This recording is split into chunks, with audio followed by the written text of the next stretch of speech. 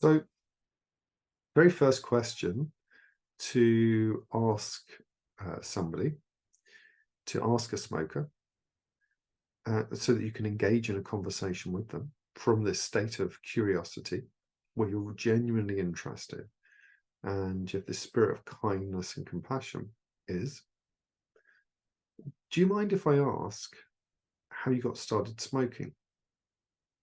Now, that's the first question to ask. Here's how not to ask this question. Do you mind if I ask you how you got started smoking? Right? You see, it's very, very harsh, that tone. It's rushed, it's harsh, it's aggressive. Right? You do not want to be saying, do you mind if I ask how you got started smoking? Instead, you want to have this calm, sort of almost nonchalant, very reasonable kind of like, you're asking as a reasonable man, a reasonable person, a reasonable woman. Do you mind if I ask how you got started smoking? Or, do you mind if I ask how you got started smoking?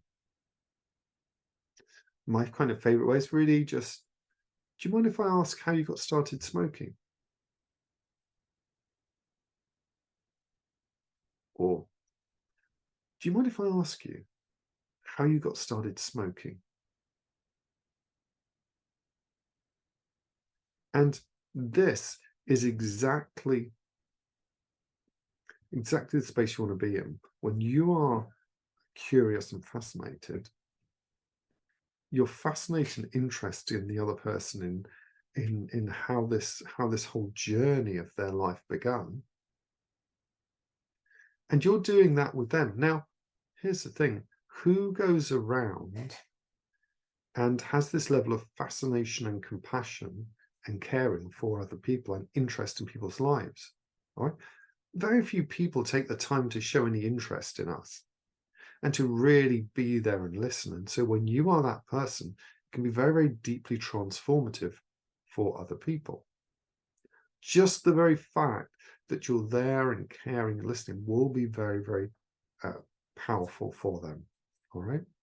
And this is really where we want to start. Okay. Do you mind if I ask you how you got started smoking? And what this is doing in the sort of therapeutic circles, oftentimes, we like to talk about regressing back to the original event and taking new learnings and lessons from this. And in a way, this is kind of doing this. This is saying, okay, whereabouts were you in time when this old habit started? And what was going on?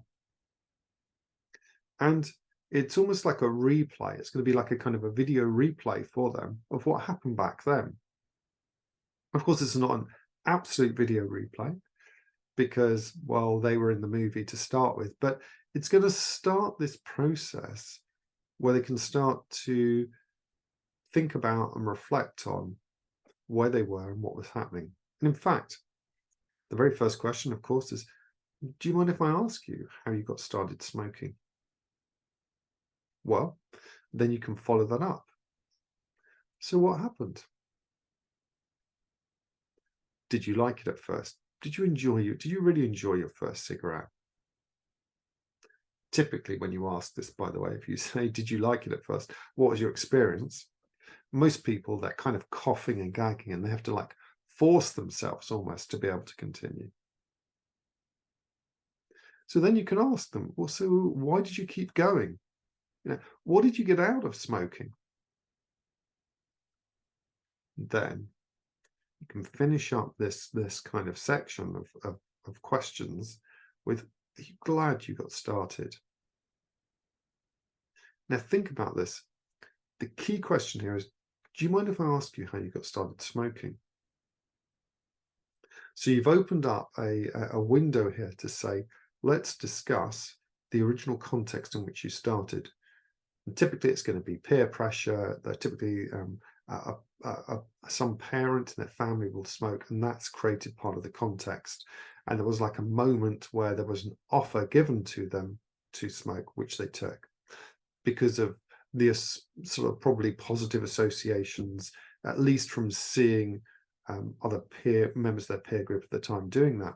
And of course, society is quite different now, by and large, in a lot of countries. The times have changed. But this is a class of investigation where you're saying go back in time. And let's have a look at this again. All right, so there's a very powerful kind of window to open up here. Do you mind if I ask you how you got started smoking?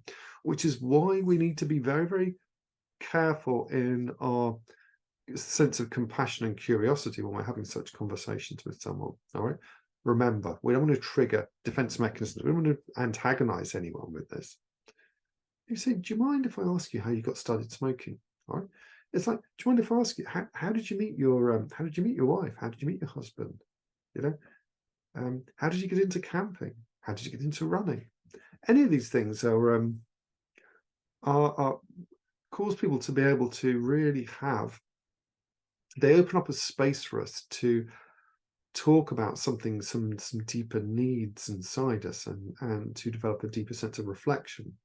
As long as when we ask the questions, we do what we need to sustain the conversation. All right, so we will look at that as a separate video, because it's really, really important, or a separate section after this, because you do need to be able to keep the conversation going. You need to be able to sustain the conversation.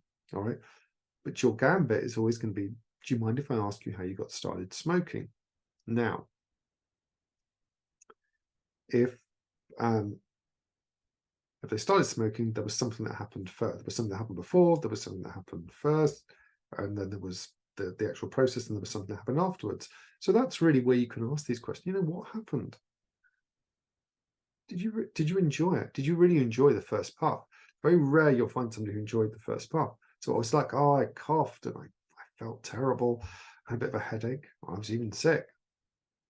So what kept you going? Oh, I just didn't want to let anyone else down, you know, and you know, I'd sort of bought a pack and I really wanted to see what it did for me. So what did you get out of it? I don't know. I felt like I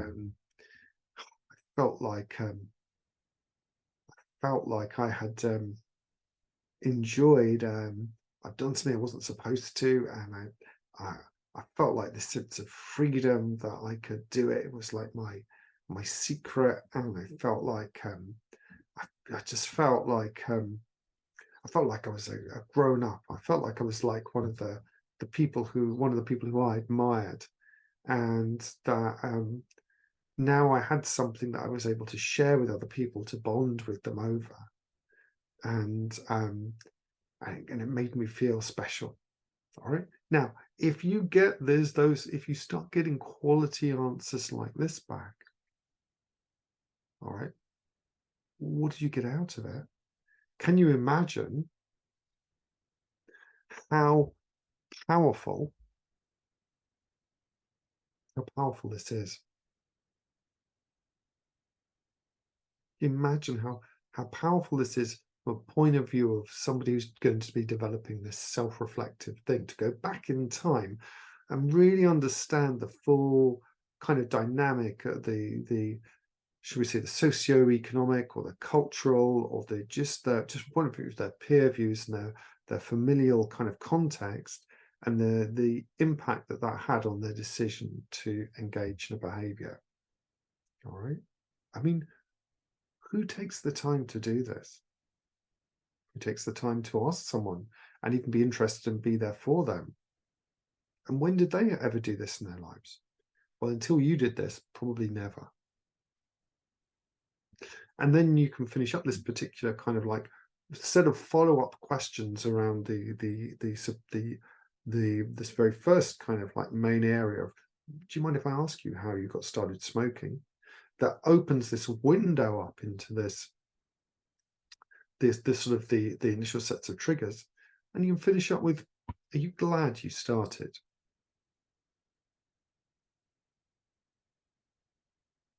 Now, you're not going to lead with that kind of, you know, and remember, this is all in the context of this first question, but at a certain point, are you glad you started? Well, that's really interesting.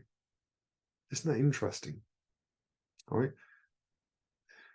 Can you notice the difference here between going up to somebody and saying, you really shouldn't smoke, and asking them, do you mind if I ask you first got started smoking? Oh, did you like it at first? Oh,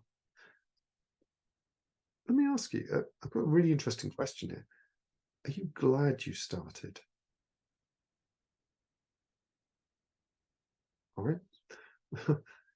In a way, what we're doing is we're saying, as you go back in time here and reevaluate the initial conditions where you started, and if you were back then now in a time machine, would you, knowing everything you know now about the decisions and how your life has gone, and the fact you've been a slave to this ever since, are you glad you started? And would you make the same decision now? All right. So, are you glad you started? Is very, very powerful in this context, because it's saying, look, you made this decision to start, which means you can make a decision to stop. Given everything that you know now, are you really glad that you did this? Is this what you wanted? Is this really what you want? So it's a very, very powerful question to ask, because that's going to start to, it's going to start to tap into both their kind of their logical understanding. No, I'm not so sure. And there'll be something physical inside, something deeper and emotional and psychological. This is going to start moving them into the slipstream. Okay. And you might find that this particular conversation is plenty to begin with someone. All right.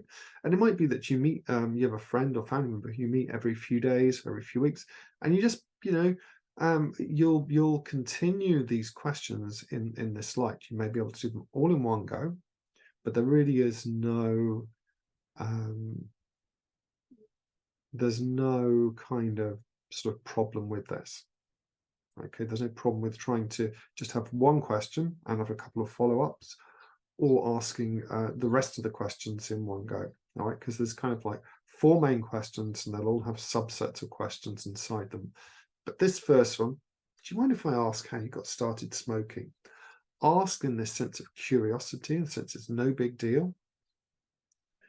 It's no big deal for whether they reply or not, or whatever level they want to engage with. When you bring that spirit to that, and you follow up with what happened. Did you like it at first? What kept you going? What did you get out of it? And are you glad you started? This is going to create the context of helping a person to start to look at the reasons they began, and really, would they choose that now? All right, this is the key thing, because if they were, I mean, how many people will say they're glad they started? I'm sure there'll be a number, but most people will start to, when they honestly think about it, they'll at least have a little bit of conflict inside them. All right. And if you're not glad you started, it's implied, would you really be glad spending the rest of your life doing something that you weren't happy, that you weren't glad that you did back then, knowing everything that you know now? So there's a lot going on here. And that's why I say the most important part is to have this attitude of curiosity and compassion, not try to change the other person, to turn it into a self-reflective inquiry, because it's going to be a big change for a person, and they have to own that and have gone through and evaluated that in their own way. And honestly, if somebody goes through and evaluates it and says, you know what, I'm glad I started, because it's just something I can depend on, and I love every second of it, right? There'll be a small number of people who fall into that category, very, very small. It'll be very, very unlikely that you'll meet them unless you deal, like I do, with hundreds and hundreds of people. And even then, there are opportunities for reflection, but most people will start to shift into the trajectory. It's really a question of time, and it's a question of feeling that they are doing that on their own terms and in their own time without anyone pushing them. Okay, and some people will be very, very sensitive to this, and those people are called smokers. All right, so if you want to change things for them, just create the right space and maintain that space. Okay, so the first question is, do you mind if I ask how you started smoking? Begin with that, take your time, follow up on it. And we'll have a look now in terms of how you can follow up and how you can sustain the conversation.